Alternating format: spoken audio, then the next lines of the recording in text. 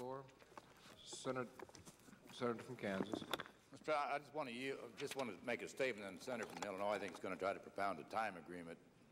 With my understanding, we could do this in an hour and a half, and it's already been an hour and a half. And I would hope that maybe Senator from Illinois might propound an agreement. I think Senator from Delaware wants about 10 minutes, Senator from South Carolina 7 minutes, Senator from Idaho 5 minutes, and whatever the Senator from Wyoming has in mind. But what I have right now is 10 minutes for Senator Biden, 7 minutes for Senator Thurmond. For Senator Sims. For Senator Sims, 5 minutes for Senator Simpson, and 5 minutes for myself. Are there any other? This is on general debate, not on amendments. Does the senator propound a unanimous consent to that? Yeah. Is there? Mr. President, let me review again for those who would be listening that it is Senator Biden 10 minutes, Senator Thurmond 7, Senator Simon 5, myself 5, and Senator Sims 10. I do not believe I have had any other requests on my side of the issue, and so this would be the request propounded. Is that correct? That is correct. Is there objection to the unanimous consent request? Hearing none, it is so ordered. Who seeks time? Is that just for debate on the bill? And what else on the This is. We can do that. That's the bill. This is just for on the bill itself, not on the amendments. Who seeks time under the agreement? Mr. President. The senator from South Carolina is recognized for 7 minutes. Mr. President, I rise today in opposition to H.R. 4312, the Voting Rights Language Assistance Act of 1992. Although I firmly believe that we should take all reasonable steps to ensure that all citizens of voting age have the opportunity to vote, I oppose this legislation because of two concerns. First, a lack of factual documentation or statistical information which would justify extending the language assistance provisions of the Voting Rights Act for 15 years. Second, a concern that this bill will discourage the use of English as a common language, a goal which I believe is desirable if we are to create a society built on unity, inclusion, and commonality. Mr. President, although I do not question the good intentions of the sponsors of this legislation, the fact is that there is very little factual or statistical information to support the reauthorization of the language assistance provisions of the Voting Rights Act for 15 years. As my colleague from Wyoming has already pointed out, no studies have been conducted to demonstrate how successful these provisions have been or why they need to be reauthorized and expanded. In fact, the statistics that are available suggest a drop in voter participation by Hispanics, one of the largest language minority groups involved. Without information that the language assistance provisions are working, and in view of the substantial financial burden this will cause local jurisdictions, I question the wisdom of extending and expanding them, especially for a period of 15 years. It is possible that in some jurisdictions, 3, 4, or 5 different ballots will have to be prepared to accommodate the different language minorities. Mr. President, that is a burdensome undertaking for most local jurisdictions. Mr. President, of greater concern to me, however, is the fact that the required use of bilingual ballots may discourage the learning and use of English as a common language. As many of my colleagues are aware, like the late Senator Hayakawa of California, I have long been a proponent of the use of English as the official language of the United States. For over 200 years, the use of English has been a unifying force in our country and provides us with a shared national identity. I believe, largely as a result of English being our common language, that America has developed into a cohesive and stable democracy, while at the same time accommodating and appreciating the rich traditions of our different ancestors. Mr. President, it is important to note that encouraging and fostering the use of the English language in what Senator Simpson refers to as our public culture is not meant to discourage the use of foreign languages or the appreciation of foreign cultures. It is clearly appropriate for people to celebrate their history and take pride in their heritage. It is highly commendable that the people want to learn about their roots and identify with their past. All people should preserve their heritage and culture, nor is the use of English as a common language meant to discourage the teaching of foreign languages in our schools and colleges. I am pleased that so many students are learning foreign languages in school today. I praise our schools for their efforts in this area. However, Mr. President, the use of bilingual ballots may actually be harmful to the very people who use them. It may give them a false sense of security that they do not need to learn English. In reality, learning English and thereby assimilating into society will provide language minorities the best opportunity for success in America. They must know the language to compete as equals in the labor force and become self-sufficient. Moreover, in my view, it is essential for our economy to have an accepted national standard of communication in business, education, law, and politics. It is only in this way that we can develop the unifying strength that is necessary if we are to remain competitive within the international community. In conclusion, Mr. President, let me reiterate my strong belief that we should assure that all citizens of voting age have the opportunity to vote. I have long recognized the right to vote as one of the most precious rights that the citizens of this great country possess. As governor of South Carolina, I support and fought for the elimination of all poll taxes in my state. However, in the absence of documentation that language minorities benefit from the assistance of bilingual ballots, and because of my strong belief that English is a common language, provides the unity and democratic stability that has made this country great, I intend to vote against H.R. 4312, and I urge my colleagues to do the same. Who seeks time? Mr. President. Senator from Idaho is recognized for how many? 10 minutes? For 10 minutes. Mr. President, I rise tonight to oppose this legislation before the Senate, and I'd like to compliment my colleague from Wyoming for most of what he said in his lengthy speech. There were a couple of areas that he knows about that I might take issue with him, but I won't here tonight. He has figured out and is right on target, Mr. President.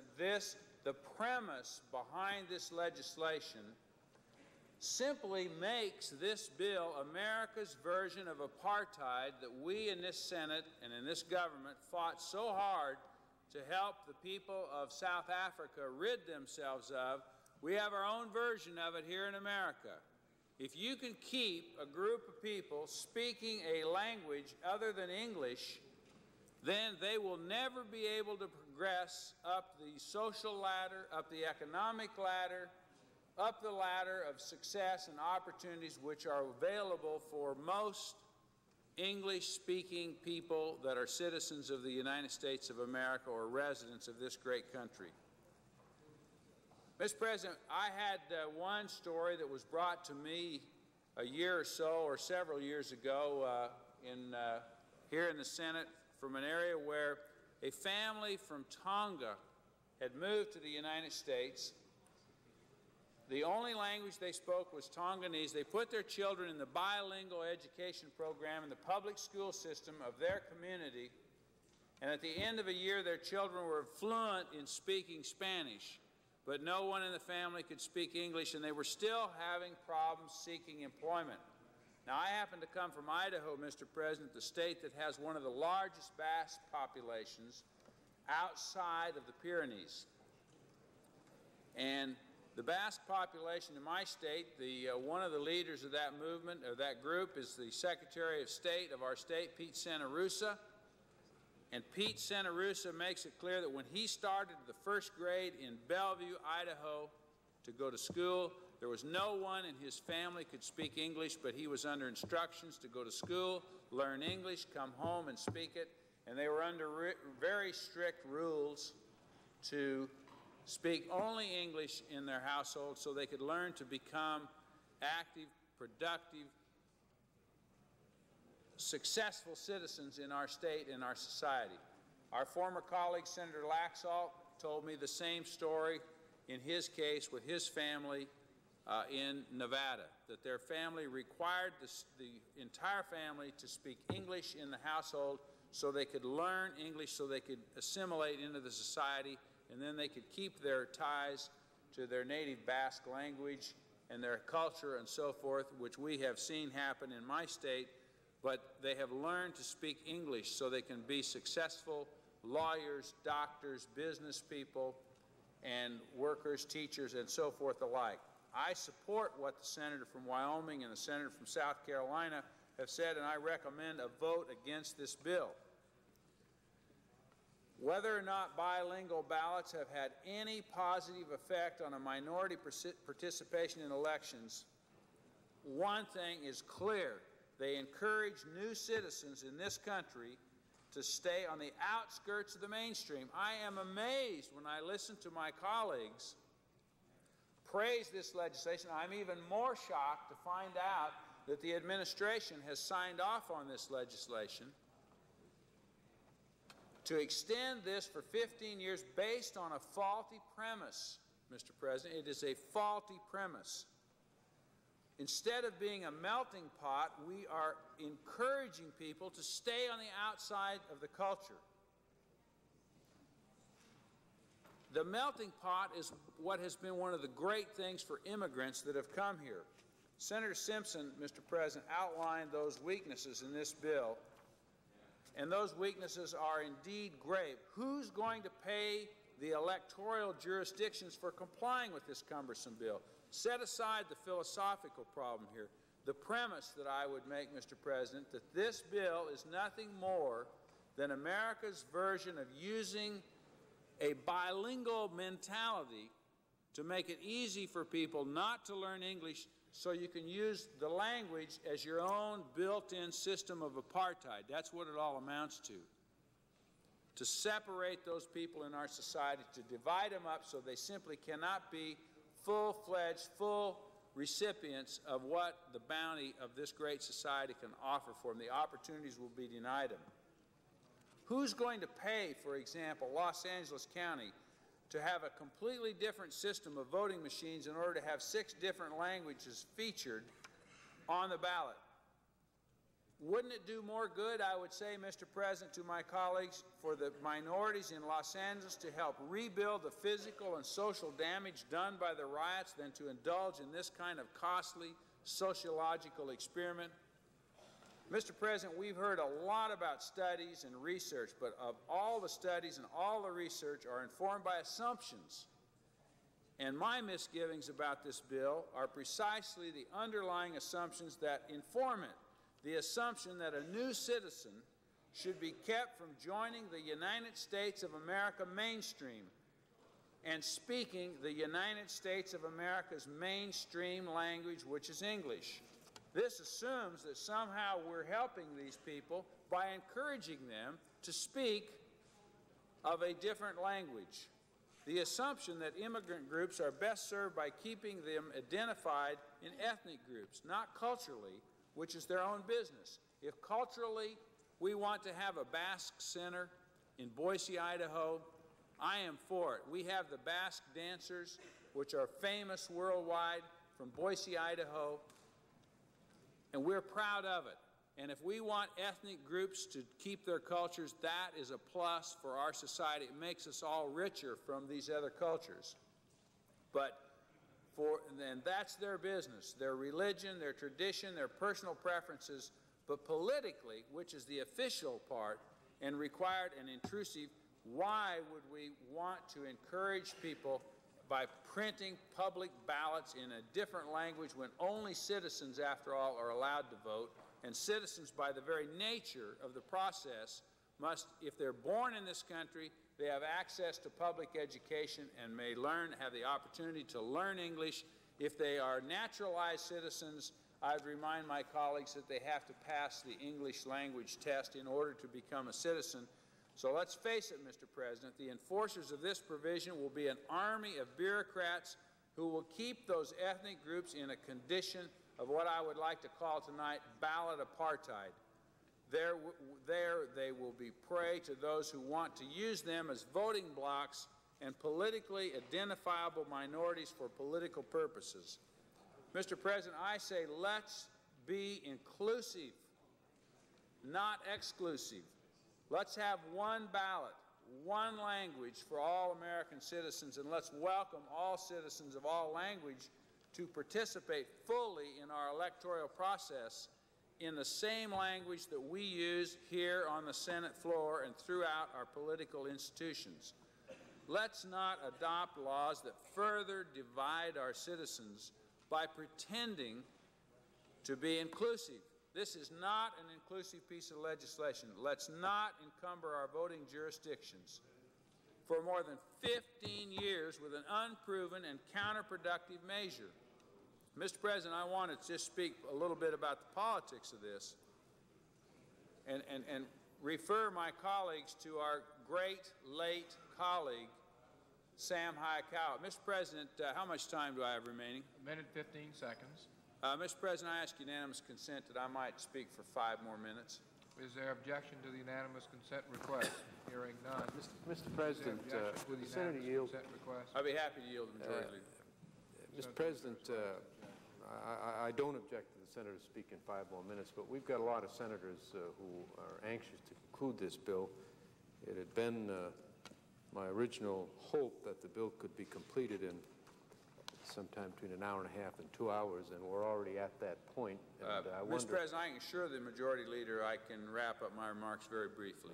All right. And I President, appreciate I yield. this. And I hope, I understand now from the managers that there's a possibility of reducing the amendments to 2 and getting a vote underway in approximately, on both of them in approximately 20 minutes. And I hope we could keep to that schedule. We've had some long days and nights here, and we'd really like complete action on this bill. Yes, I think we can expedite it if the majority leader would yield. I thank my colleagues, and I thank my colleague wants 20 minutes on each amendment. Is that correct? Mr. President, and while the majority leader is here,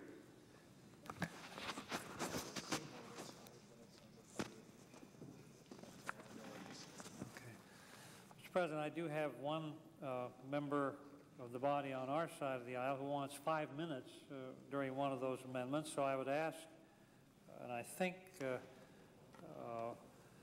I would, of course, let the majority leader propound it, but it would be 2 amendments, 20 minutes on each amendment, equally divided on each amendment, and then go to, and then place them, finish the debate on both of them, and then vote 15 minutes, and then the last one, and that would. And Mr. Leader, possibly yielding back a good bit of that time, but I'm not able to discern that at this moment. Well, Mr. President, does the Senator from Idaho still have the floor? Senator from Idaho has a unanimous consent request pending.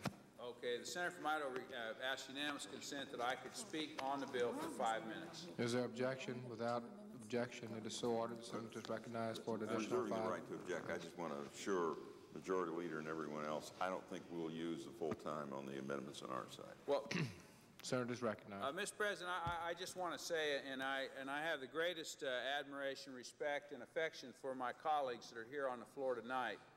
I have a strong philosophical difference of opinion of what it is the majority leader and the majority party, and I understand the White House are trying to do, or the administration, to accept and pass this legislation. But I have in no way impugn the motives of my good friend from Illinois or the majority leader or others who are trying to push this bill through. But I want to say, Mr. President, this bill is typical of what is wrong with inside the Beltway mentality. It is a noble cause. It sounds great, but let me just give you an example of how this bill really works, Mr. President. What happens is that I believe, and the senator from Illinois will correct me, I'm sure, if I'm incorrect, but that if you have over 5% of a group in an area, in a voting area, then you print a ballot in that language. Is that correct, I'd say to my colleague? That is the current law. We are changing that. To which? To 10,000. To 10,000. In certain jurisdictions where... Okay, so in other words, what happens is if you have an area, let's say any town A, B, C in the United States, San Francisco, for example, or Los Angeles, or Boise, Idaho, or Joliet, Illinois, or Springfield, Illinois, if there happen to be 10,000 people that have Japanese surnames, then the law would require that that local jurisdiction print ballots in Japanese. Or if 10,000 people have surnames of Chinese, they print it in Chinese, or Spanish, they print it in Spanish. Now, it may be that none of those people use any language, Mr. President, except English. If my colleague would yield. Let me just finish my point, and then I'll be happy to yield to my good friend. The late Senator Hayakawa made the point here on the floor. Here was a man who was an author who was renowned in the United States and around the world as one of the leading sematicists of the English language, who defined how important it was for communications that people should be able to understand what it is they're talking about, so that the language communicates what is in the hearts and minds of the people communicating. And what happened was that because his name was Hayakawa, he was listed in the group that triggered the effect that the local jurisdiction where he lived had to print ballots in Japanese. Now, it just so happened this great linguist did not speak, read, or write Japanese. He was an English language linguist, an American citizen, naturalized, born in Canada, came to the United States, was naturalized, was better in English than anyone that I've known of that served in this body, other than maybe the President pro tem of the Senate. And yet, because his name was Hayakawa, he was a statistic that triggered this law. I think we are absolutely barking up the wrong tree, Mr. President. Now, I don't have the capability to talk like Senator Hayakawa or the Senator Byrd and some of the real linguists do, but I can communicate what it is I'm trying to say. This is absolutely the wrong direction for us to go. I hope when we get to the amendments, we would at least shorten this time till maybe a more sanity can come upon the government here in Washington, and we can stop all this nonsense and print ballots in one language, that's English. If you can't read or write English, don't vote. Would my colleague yield? I'll be happy to yield. What you are describing is a situation before 1982. After 1982, in 1982, we adopted the Nichols Amendment offered by our colleague from Oklahoma, and now, because your surname is of another, Hayakawa or anything, that does not qualify. It is people who have difficulty speaking the English language. Well, who makes that determination? How many thousands of people do we have to have the taxpayers pay for, Mr. President, to determine that, when in fact, and I believe I am correct on this, that the law of this country is that you cannot vote in elections unless you're a citizen of the United States of America. And I know my good friend would agree with that. Unless you're a citizen, you cannot vote. How do you get to be a citizen? A, you're born here. If you're born here, you have access to the public schools. You can learn English.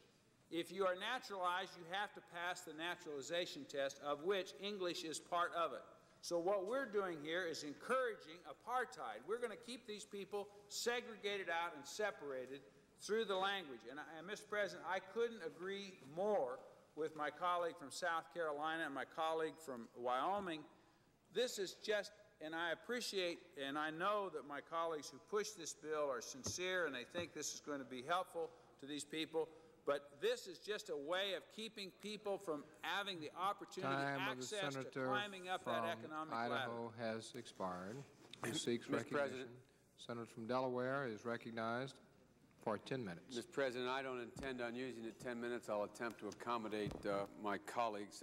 I would ask unanimous consent that my entire statement be placed in the record, and I'll just speak to part of it. Without objection, it is so ordered.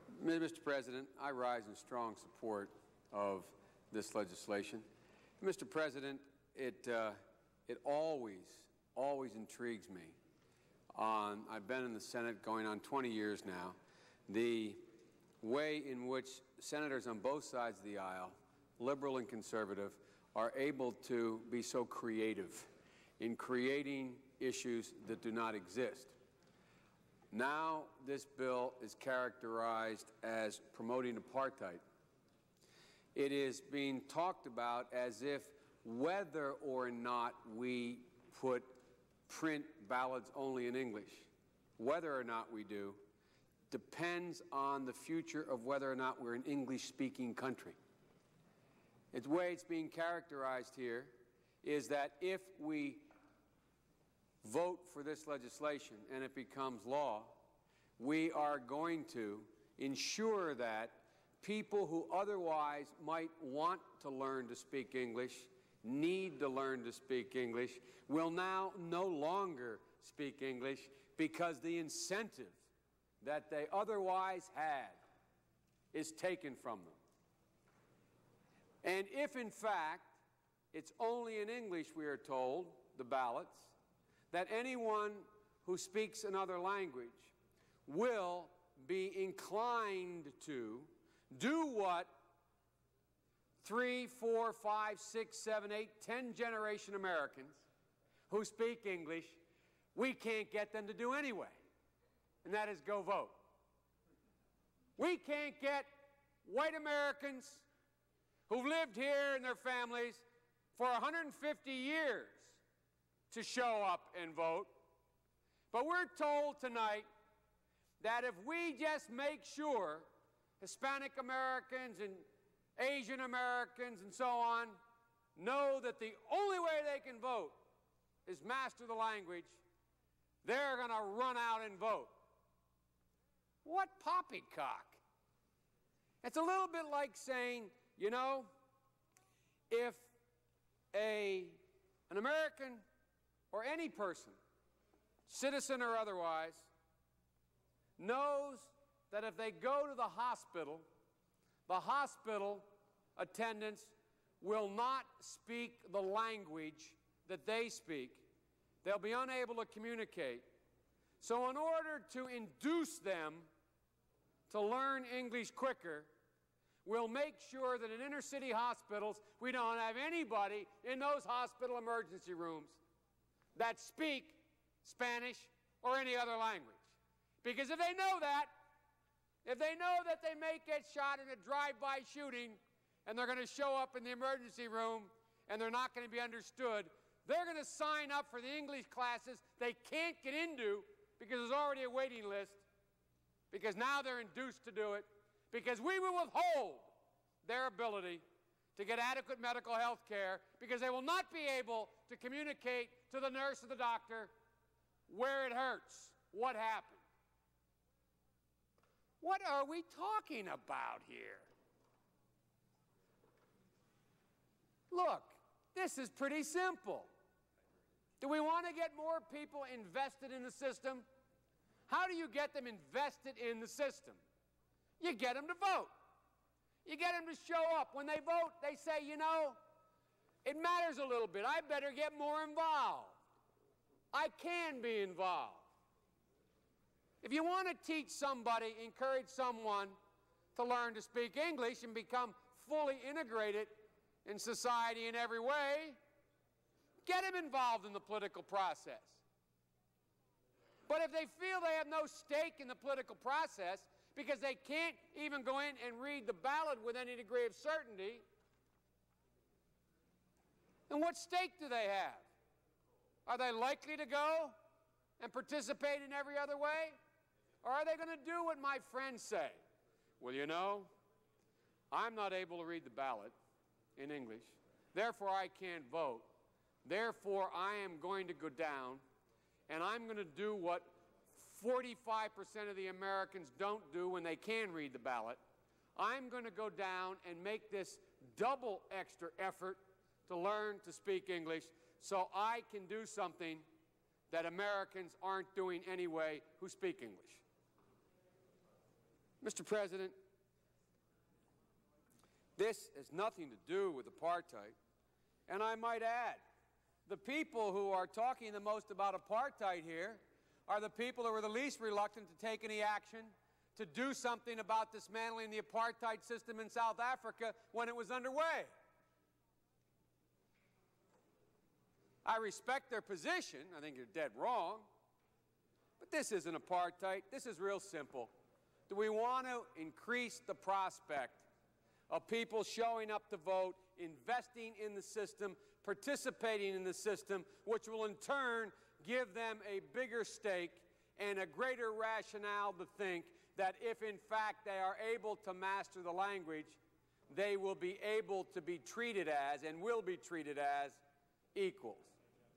And one last thing, folks, we should not fail to understand that people who do not speak English today, by and large in this country, are people who have been rejected by the majority of this society, having no bearing on the fact that they don't speak English. We have a long track record in this country, to our shame, of not bending over backwards to provide the franchise to Asian Americans. We have a long history in this country having nothing to do with the fact that a Japanese American can or cannot speak English, of the Japanese American feeling the sting of prejudice and being denied the fruits of his or her labor in this country because they are Japanese. Listen to my colleagues. You would think that the key to this is just make sure they can't vote unless they can read the ballot in English, and that will open up to all those who have been subject to prejudice, that will open up for them, that will give them the golden key to the kingdom. This is simple. Do we want to encourage people to vote? Are these people who are American citizens who have difficulty with the English language for a whole raft of reasons I don't have time to go into, does it make sense to give them the franchise in a real way by making it easier for them to vote? And if it does that mean that they're then going to go home and say, you know, I'm now able once every 2 years to walk in and read something in Spanish, and therefore I have no incentive to learn English at all. I can do it once every 2 years now, so why learn English to be able to get the better job? So why learn English to be integrated more into the society and be able to have the benefits of the society? So why learn English to make life easier for me and my children? I don't want to do that anymore. Guess what? I get to read Spanish once every 2 years in an official undertaking. I get to walk in and vote. So why? I have no incentive now. With all due respect to my good friend from Wyoming, my friend from Idaho, and others, I think that is a preposterous argument. I thank my colleagues for listening. I yield the floor. The senator yields back the balance of its time. Who seeks recognition under the time agreement? How much time is Simpson have?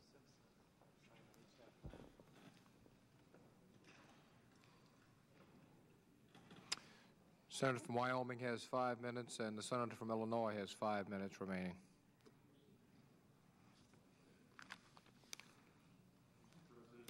Senator from Illinois. Mr. President,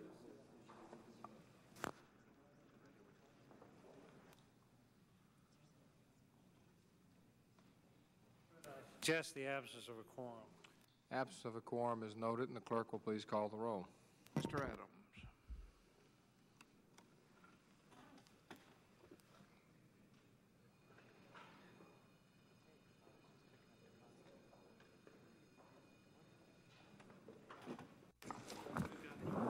President. Majority Leader. I ask unanimous consent that further proceedings... Without on the quorum call objection, be so dispensed ordered. with. Majority Leader is recognized. Mr. President, I ask unanimous consent that when the Senate reconvenes tomorrow at 9 a.m., that immediately following the prayer, the journal of proceedings be deemed approved to date, that the time for the two leaders be reserved for their use later in the day, and that the Senate vote on or in relation to the Simpson 5-year extension amendment, to be followed immediately without any intervening action or debate by a vote on or in relation to the Simpson federal funding cost to local jurisdictions amendment. That if the remaining amendments on the previous list governing consideration of this bill are offered, they be limited to 10 minutes each, equally divided in the usual form, and that no motions to recommit be in order. Is there objection to the unanimous consent request?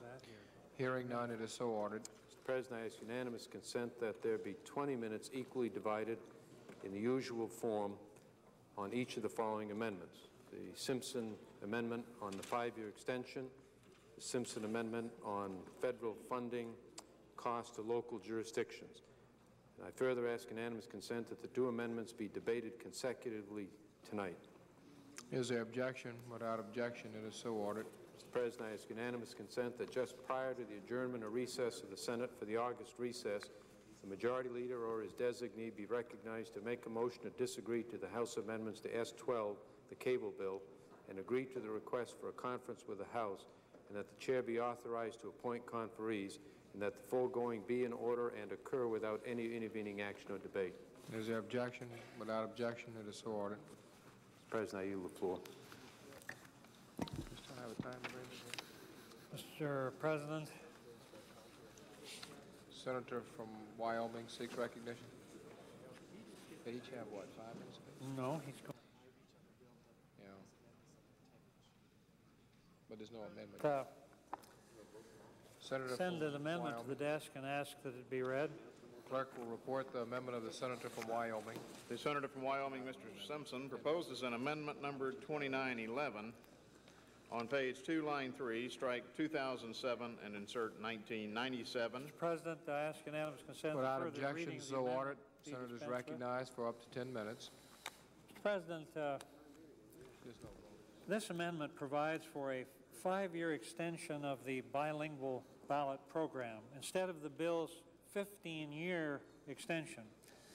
It also allows for the expansion of the program, including the new coverage for Native American reservations, but the amendment increases the threshold requirements from the bill's 10,000 person level to 20,000 persons. And finally, the amendment requires a report from the Attorney General and the Census Bureau providing statistics on the effectiveness of bilingual ballots and information on voter fraud in the program. As I have stated, I believe that a 15-year extension and expansion of the bilingual program is unwise. I've shared that. There's no evidence yet presented that English language ballots cause discrimination, nor that bilingual ballots remedy any type of discrimination. May we have order, Mr. President? The Senate is not in order. Senator is recognized. Mr. President, there is no evidence whatsoever that bilingual ballots have increased voter participation, and I believe that bilingual ballots may have the effect of keeping language minorities separate and will reduce pressure to learn English. I would ask that the balance of my remarks be entered into the record as if read in full. I would state Without objection, it is so ordered. State furthermore that the proponents do not state in any way that English only voting practices in any state are discriminatory. Instead, they state only that they are necessary.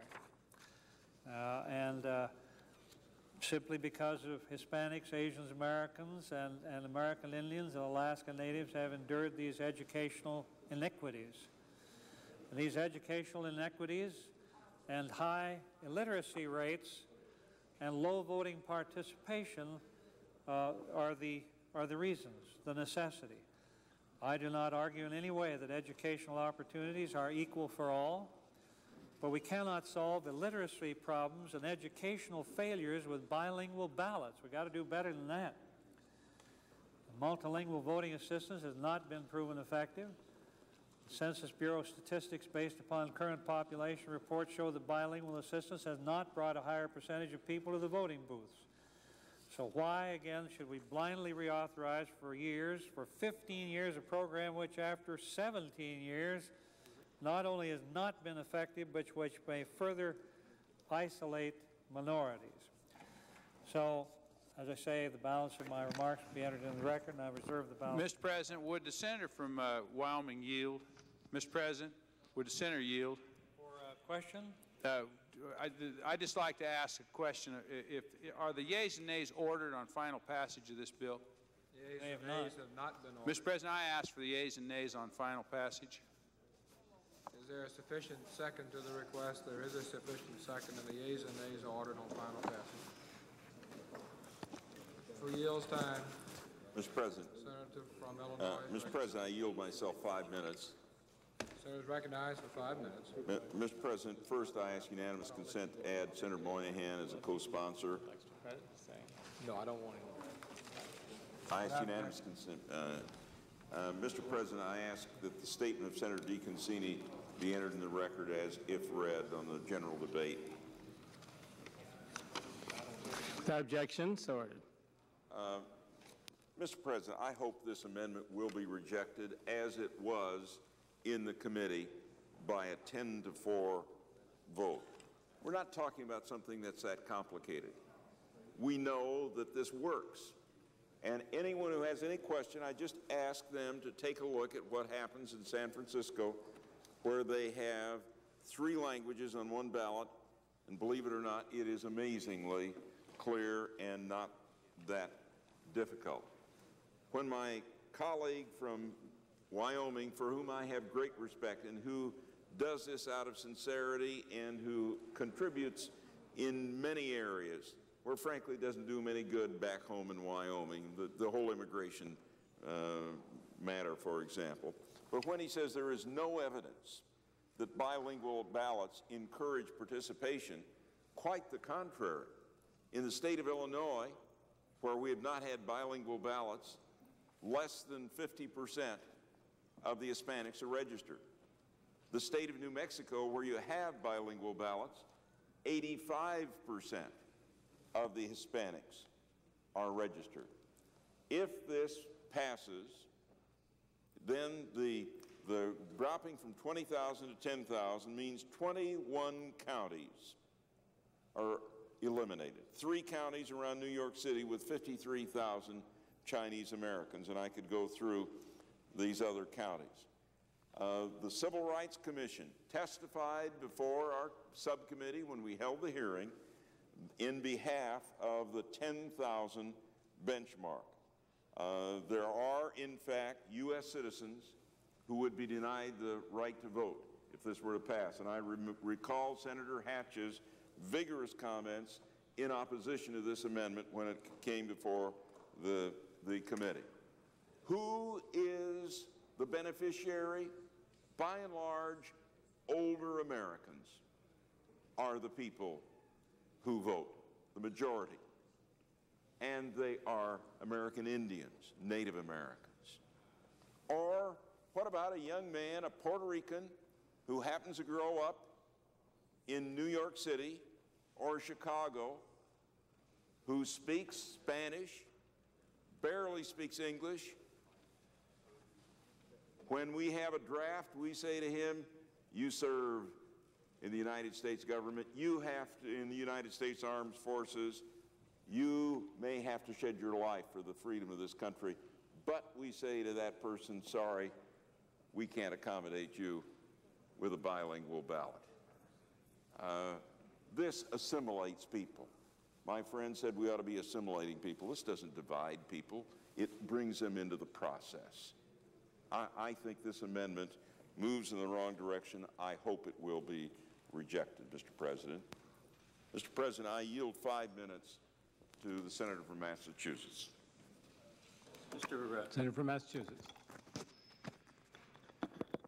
Mr. President, I join with the Senator from Illinois and urge our colleagues to reject this amendment. Let us just put in a proportion really what this legislation is really coming to grips with. There are 3,000 counties. There are 175 counties now that qualify with the 5% population. Under the 10,000 population, we are only adding 38. We've got 175 now. Even just with the 10,000, we're only adding 38. But that happens to cover 355,000 citizens. So it's a very small number that are actually being added, but it's clearly going to impact 350,000 of our fellow citizens. Approximately 200,000 Hispanic voters and 150 to 160,000 Asian American voters. Now, what has happened, Mr. President, we've heard a lot earlier this evening about when these help and assistance is available to Hispanic voters, do they really take advantage of it? Well, Section 203 took effect in 1976. Hispanic voter registration increased by 83% between 1976 and 1988, compared to the increase of only 21% among all voters. Latino representation in Texas, a state where bilingual coverage is the greatest, increased by 248% between 1973 and 1991. It just seems, Mr. President, that we're talking about our fellow citizens for all the reasons that were stated earlier in the general debate. I think the legislation itself is a very, very modest program to try and help and assist those populations which have been discriminated in one form or another over the history of our country's laws. This is an opportunity to try and reach out, not as much as many of us would like to do, but to try and reach out in a very balanced and I think in a very modest way to encourage our fellow citizens to participate in the election system, and I hope the amendment of the senator from Wyoming is defeated. Mr. President, I would like to include additional material in the record, and I'd be glad to yield back the balance of my time. Without objection, so ordered. Who yields time? Senator from Wyoming. Mr. President, what is the situation with regard to the time? Senator has 6 minutes and 30 seconds. Senator from Illinois has 3.5 minutes. Mr. President, I've been very intrigued by the full debate, not only on the bill, but on the amendments. Not at this point with regard to the amendment, but earlier in the debate, the decibel level sometimes obscures the realities of what we're up to here. Remember that in areas of minority populations, at every polling place in the United States is someone to assist people. They're there to assist people in voting, saying, do you speak English? No, I don't. Well, we can assist you. We have a person here that speaks. We can take material into the polling booth with you. Do you have something in your pocket that you could take with you? And they do. They often do. They can vote absentee. There are lots of things that people can do to accommodate themselves without having states and localities throughout the United States having a federal mandate to print bilingual ballots and do it and pay for it themselves, and that's the subject of the Second Amendment. And all of this on the basis of not one single shred of evidence as to what this does. Because after 17 years, you saw the charts, there is no difference in the percentage population participation in this bilingual ballot. Do not confuse this with the Voting Rights Act and the abolition of discrimination, which was superb and worked, and the participation there is awesome. That's not what we're talking about. But there has not been anything presented to this senator. Neither the Census Bureau nor the GAO has produced a single shred of evidence, and that's why my amendment requires a report on the program's effectiveness. I can assure you of one thing. Studies by, quote, the groups, unquote, in their self-serving interests cannot be considered as evidence, and certainly are not considered here as reliable indicators. I've seen that from the beginning of my work with immigration and refugee matters, where, quote, the groups have been presenting me stuff since 1980, and then you can get a Gallup poll or a Roper poll or any other kind that's absolutely opposite to what, quote, the groups are saying. They speak on what they say for, quote, their people. It's not my quotation. So I've been there, and that's the purpose of this. What is the purpose of expansion? What's wrong with going to 20,000? Some of these jurisdictions are going to have 50, as I can see in some of this. Counties that overlap in Indian reservations. This is one of those typical examples of people saving a lot of stuff in the bottom drawer and pulling it all together and throwing it in a big pot whenever they get to the bill that looks like that this is a good place to ride it along. If you wanted just to extend it, I don't like the idea, but do it. If you haven't extended, you've expanded it, and nobody yet has given us a reason why. Not a soul. Senator from Illinois. Mr. President, I will not even use the full 3 minutes. The reason for the 15-year extension is that this has been tried. It is working. It works well. The rest of the Voting Rights Act expires in 15 years. We extend it all to that time. Second, when my friend, and he is my friend, from Wyoming says there's no proof that it has done any good, the Congressional Research Service is not one of, quote, the groups, if I may use the phrase that my friend from Wyoming loves to use. Congressional Research Service says Hispanic voter registration increased from 1976, when this first went into effect, to 1988, 83.4%. During the same time, the population went up 21.3%.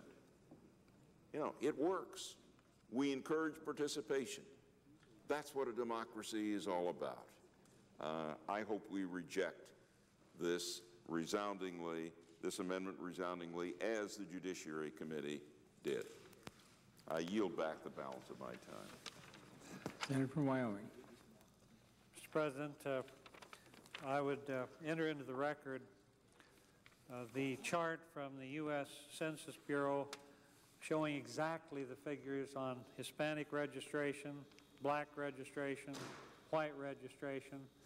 Perhaps that can put that to rest with some actual figures that I think are quite reputable. And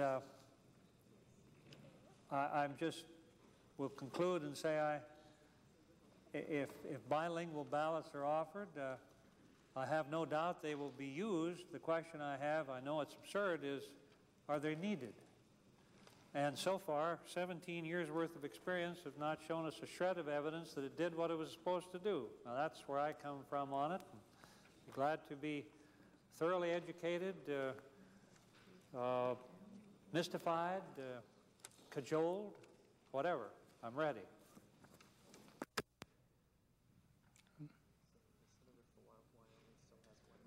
Senator has 1 minute. I yield back the balance of the time, and I think, Mr. President, if we might proceed as if in morning business. Is that what you want to do? Ask unanimous consent to proceed as if in morning business. Without objection, And, so ordered. You're it. They want to get this done.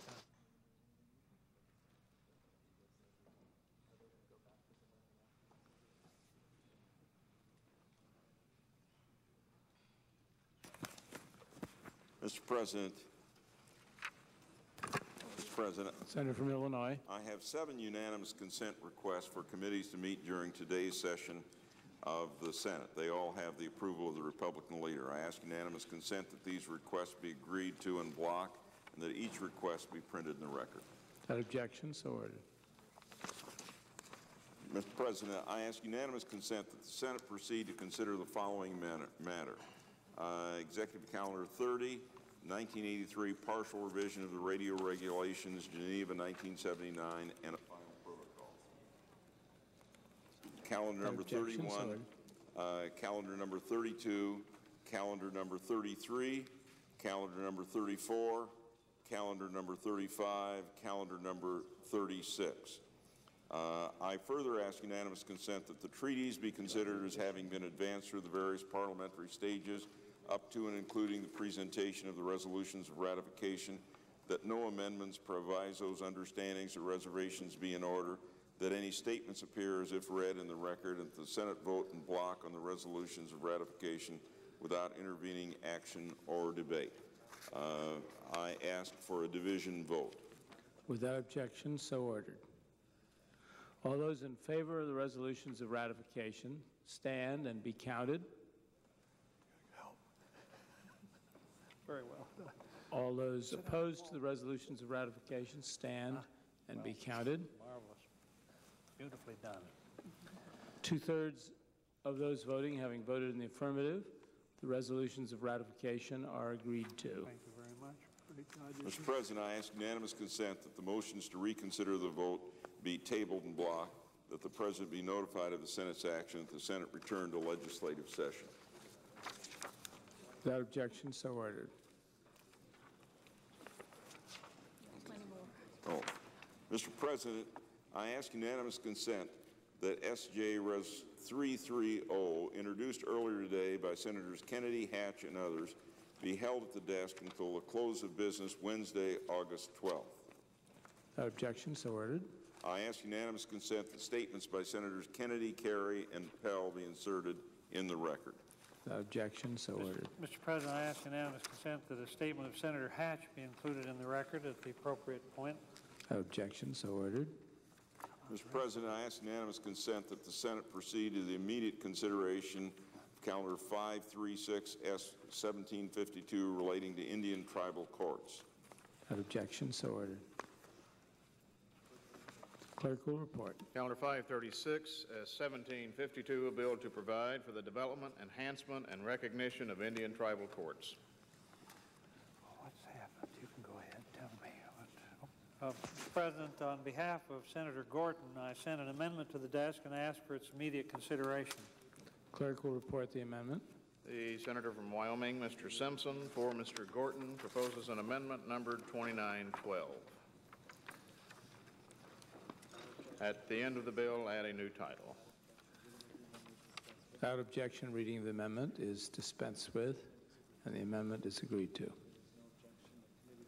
Mr. President, I If there ask is no objection, the committee amendment, as read, is adopted. As amended, is agreed to. Mr. President, I ask unanimous consent that the Senate proceed to the immediate consideration of Calendar 576 H.R. 4004, that all after the enacting clause be stricken, the text of S 1752 as amended be inserted in lieu thereof, that the bill be read a third time, passed, and that the motion to reconsider be laid upon the table. Without objection, so ordered. Mr. President, I ask unanimous consent that the Calendar 536 be indefinitely postponed. Without objection, so ordered. I ask unanimous consent, Mr. President, that the Committee on Small Business be discharged from further consideration of H.R. 4111, the Small Business Credit Crunch Relief Act of 1992, and that the Senate proceed to its immediate consideration. Without objection, so ordered. On behalf of Senators... Clerk will report.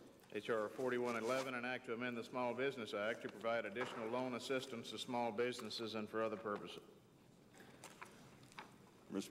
President, on behalf of Senators Bumpers and Caston, I send a substitute amendment to the desk. Clerk will report the amendment. From Illinois, Mr. Simon, for Mr. Bumpers and others, proposes an amendment number 2913. Strike all after the enacting clause and insert new language. If there's no objection, the amendment is agreed to. Mr. President, I ask unanimous consent that a statement by Senator Bumpers, as well as a section-by-section analysis and statements by Senators Dixon and Wofford, be inserted at this point in the record. Without objection, so ordered. Mr. President, I ask unanimous consent that statements of Senator Caston and Mack appear in the record at the appropriate location. Without objection, so ordered. If there is no objection, the bill is read 3 times and passed. Mr. President, I move to reconsider. Mr. President, I move to lay that motion on the table. Without objection, the motion is agreed to. Mr. President, I ask unanimous consent that the text of the bill be printed as it passed the Senate. Without objection, so ordered. Mr. President, I ask the Chair to lay before the Senate a message from the House on S-2079, the Marsh Billings National Historic Park Establishment Act. Clerk will state the message. Resolved that the bill from the Senate S-2079, entitled an act to establish the Marsh Billings National Historic Park in the state of Vermont and for other purposes do pass with an amendment. Mr. President, I move that the Senate concur in the amendment of the House. Without objection, so ordered. Move to reconsider.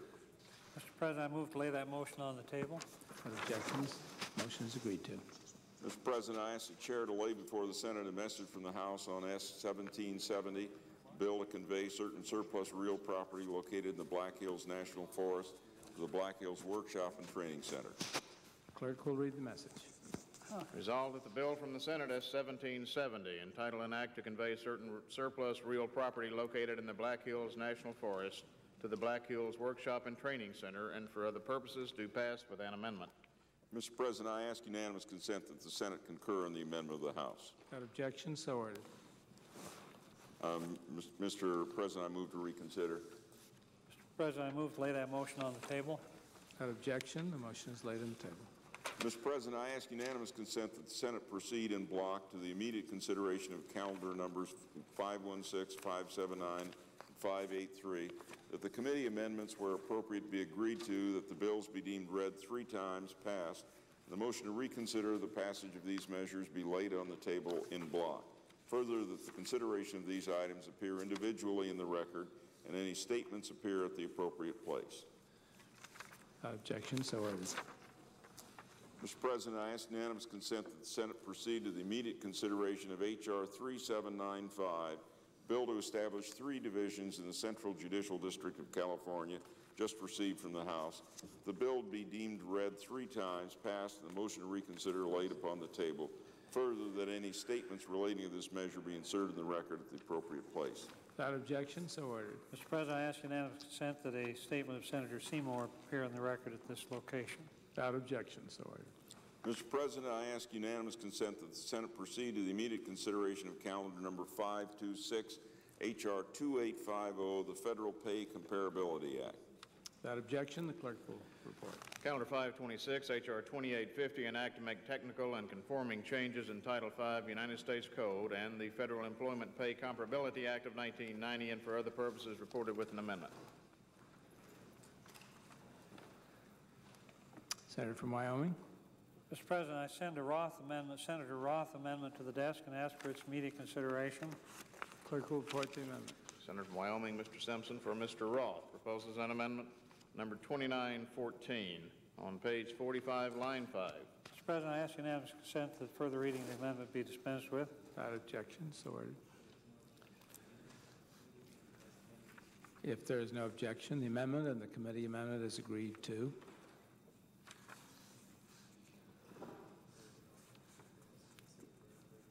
If there is no objection, the bill is considered as read a 3rd time and passed. Mr. President, I move to reconsider. Mr. President, I move to lay that motion on the table. Without objection, motion is laid on the table. Mr. President, may I at this point, due to the early hour of voting in the morning, it might be appropriate to ask for the ayes and nays on the 2 amendments while the 3 good colleagues, those of us are here. So I ask for the ayes and nays on the 2 amendments tomorrow morning. Is there objection? And I thank my colleagues. Without objection, so ordered. Is there a sufficient second? There is a sufficient second. This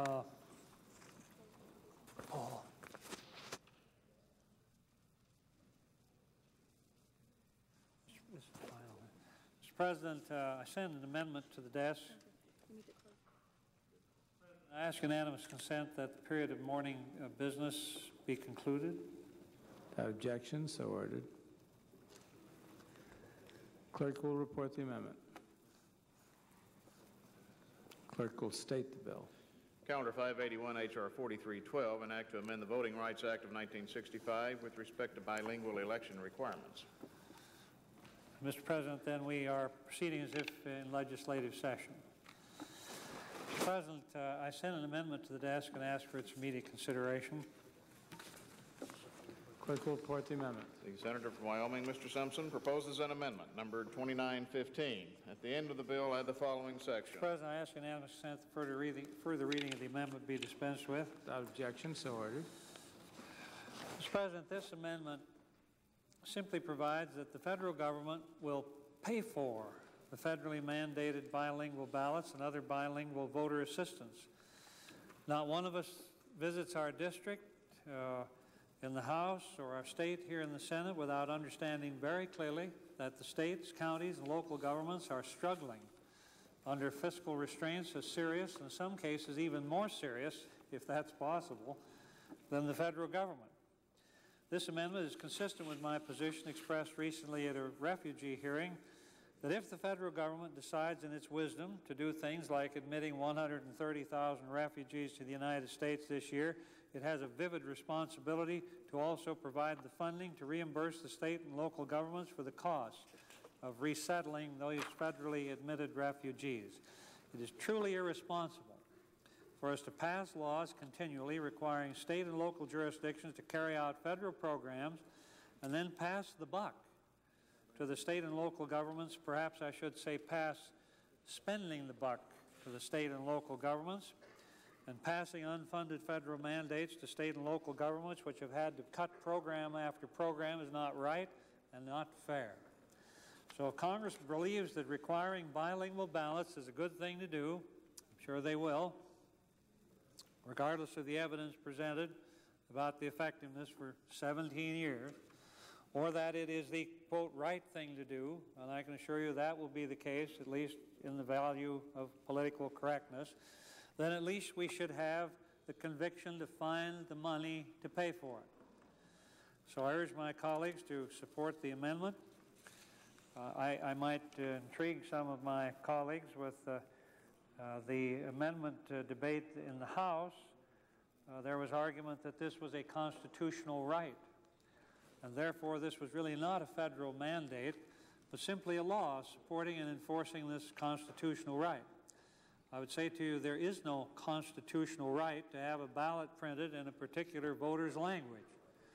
Rather, every citizen is given the right and the opportunity to vote.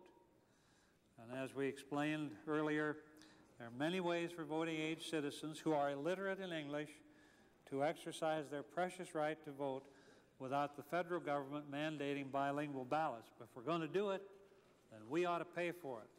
And I ask to be unanimous consent to enter into the record an article from the Sacramento Bee of February 26, 1992, talking about the extra cost to that jurisdiction and cash-strapped Sacramento County would jump $50,000 for each election with regard to this measure. And remember, this is a county that said, we have always mailed our material to the voters in English only. A Spanish-speaking translation is provided upon request, said the clerk, adding that fewer than 100 of the county's 551,028 voters have asked for materials in Spanish. I know it makes everybody feel good, but it doesn't do a thing to increase voter participation. Senator from Illinois. Mr. President, I hope this will be turned down decisively by this body, as it was this was not turned down in the committee, because this did not come up in the committee. I have to correct what I was about to say as we turned down the other amendments in the committee. But this same amendment was decisively turned down on the motor voter bill by this body. The other problem, very practical problem, is it holds up implementation of the bill. We want to move ahead on this thing. We're going to have to wait for appropriations and other things to move ahead. And we have been working with local jurisdictions, and the local jurisdiction that has the greatest impact is Los Angeles. And there, the total cost of this will be less than $200,000 for a very, very major jurisdiction. In San Francisco, where roughly 21% of the population speaks Chinese, 12% Spanish. There, the cost in terms of election costs is less than 5%. In terms of their total budget is 4/1,000th of 1%. There simply isn't any necessity for this. If the federal government had a huge surplus and we didn't know what to do with it and we didn't have a lot of good causes, then I think it makes sense. This is not something that is being demanded by local jurisdictions because the costs are so minor. Again, I would point out this sample ballot we have from San Francisco. Adding this Spanish and Chinese on this ballot is a relatively simple thing. It is not a costly thing. While I have this chance, Mr. President, I also want to thank my colleagues. I want to thank Senator Mitchell, Majority Leader. I want to thank Senator Kennedy, Senator Biden, Senator Hatch, who's been very helpful, Senator Simpson, who is an opponent on this matter, but one I have great respect for, and specifically also the members of our staffs, John Tresvigna and Jane Jerkins of my staff, Dick Day and Cordia Strum of Senator Simpson's staff, Jeff Blattner from Senator Kennedy's staff, Mark Disler from Senator Hatch's staff. One of these products doesn't happen without a great deal of work from a great many people, and I'm grateful to all of them. But again, Mr. President, I don't think I need to go into great detail. This is something that clearly ought to be rejected. Mr. President, I yield the 5 minutes to the senator from Massachusetts. Mr. President, as the senator from Illinois pointed out, on May 19th of this year, the Senate tabled by 55-41 a vote very similar amendment to the motor voter bill. It would have delayed the implementation of that important legislation until 1 year after the federal government appropriated funds to pay for the changes in voter registration required by that law, and the Senate properly rejected that amendment and should reject this one as well.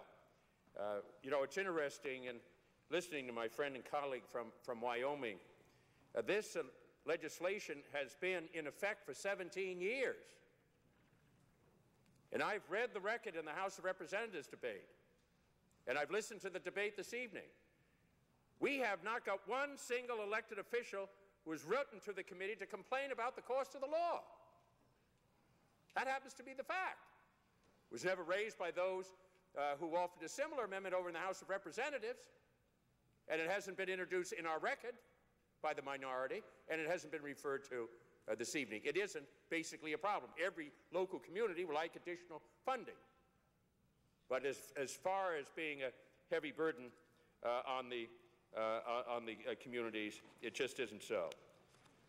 Now, under the constitutions, the state have a solemn responsibility to provide a Republican form of government and to assure all persons of the equal protection of the law. And the bilingual assistance provision of the Voting Rights Act are necessary to assure all citizens have a meaningful opportunity to participate in the electoral process.